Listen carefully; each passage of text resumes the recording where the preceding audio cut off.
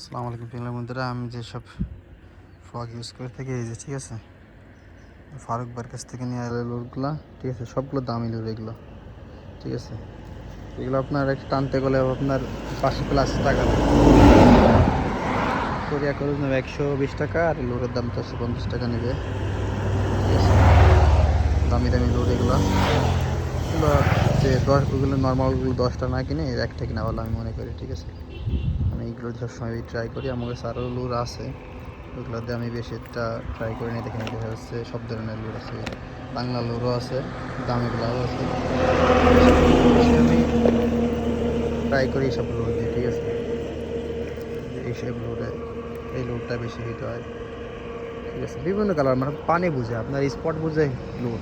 কোনো জায়গায় লাল লুর খায়, কালো লুর খায়, স্পট বুঝে লুর। ঠিক আছে, ভাই একটা লুর দিলে কাজ হবে না, স্পটে বুঝে লুর দেওয়া লাগবে। লুর চেঞ্জ করে করে লাইবেন, দেখা করতে হবে।